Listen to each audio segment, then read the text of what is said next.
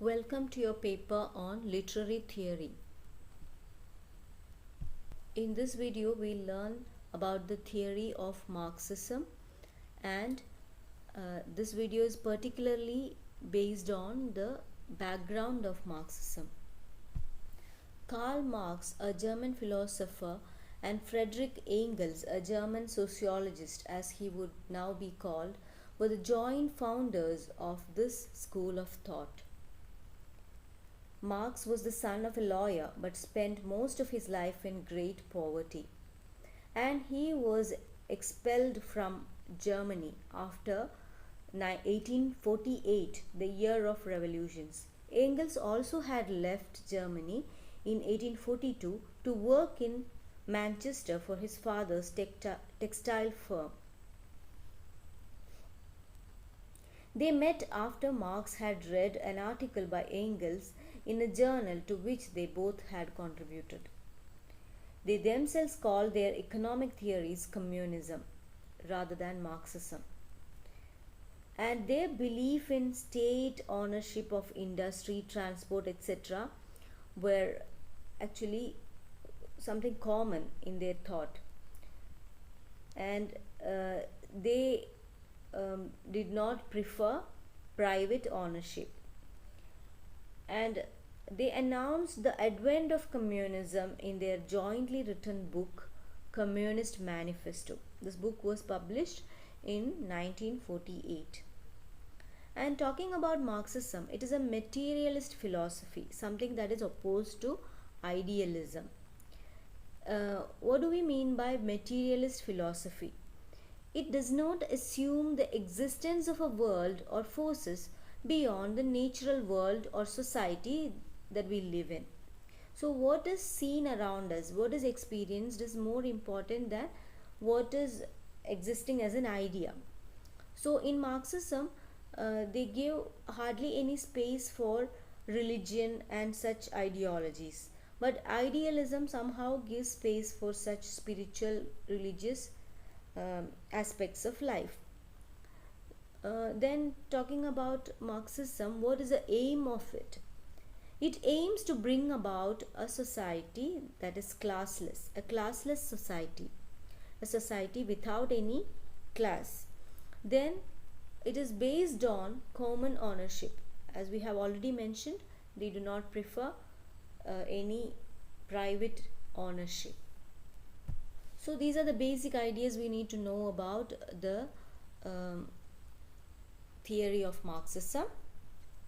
Now let's see what is Marxian concept of, or a Marxist idea about society. Marxism sees progress as coming about through the struggle for power between different social classes. So the struggle for power between different social classes is bound to happen according to Marxist thoughts, and also that actually results in a classless society. That is what leads to a classless society, and history is seen as class struggle by the communists.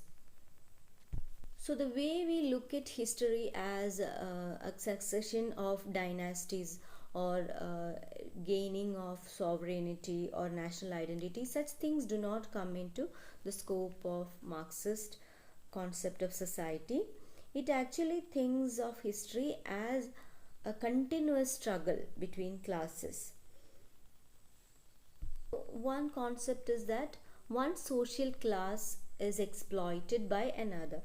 This is seen in the context of the modern class struggle that they could see, Marx and Engels could see in the 19th century society, that is the capitalist society, where the workers are exploited by the factory owners. And keeping in their mind this industrial capitalism, they also talk about alienation, how workers are de-skilled. What happens is that before this industrial capitalism, people used to work in cottage industries where they used to make a product in its full form. They were responsible for the whole process of production.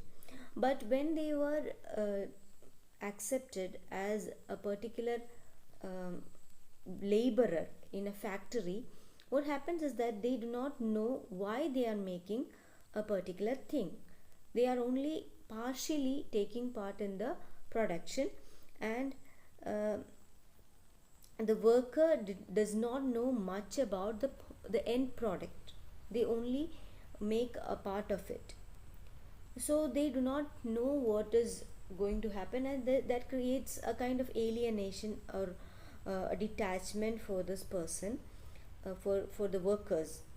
And another term that they used is reification. Reification means it actually gives the role of um, humans to inanimate objects, like something that is not living, and living things get only the value of non-living.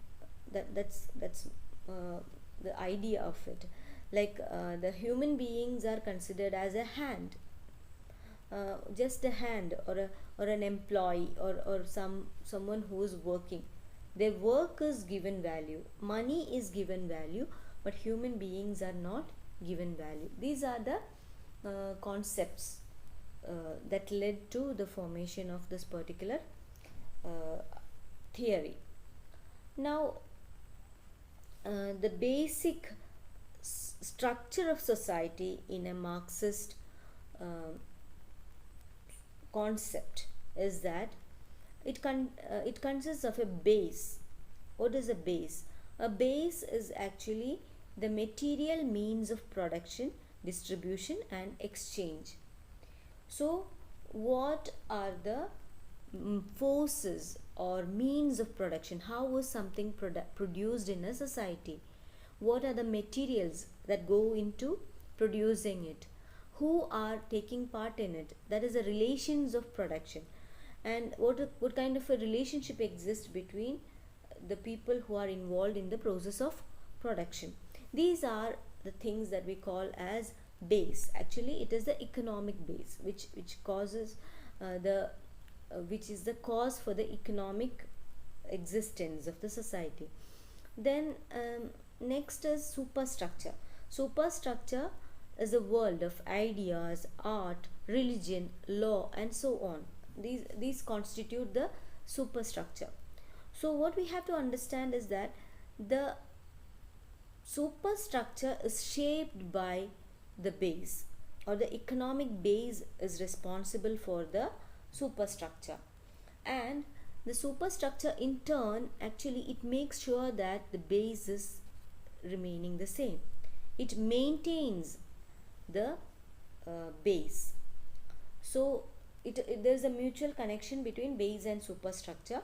Superstructure is shaped by the base, and base maintains the superstructure. So this diagram, maybe you will be able to get the idea about how base and superstructure they are related to each other. So we have the base, which means technology, land, materials, etc., which are the forces or means of production. Then you have the relations of production, employer, employee, or bourgeois, proletariat. These things are actually, they constitute the base, and this base actually shapes a superstructure in that society, which is, it consists of the educational institutions, political institutions, family, mass media, religion, art and culture. Everything is actually arising from or shaped by the base. And these institutions, these things that constitute the superstructure, they make sure that the base remains the same, or they legitimize the base, they support the base, they give authenticity for the base. So this is the concept of society in Marxist theory. So what Marxists believe that the essential Marxist view itself is like that. The latter things, they are the superstructure. The superstructure, they are not innocent. They have um, a kind of inner meaning, or they are determined or they are shaped by the nature of economic base.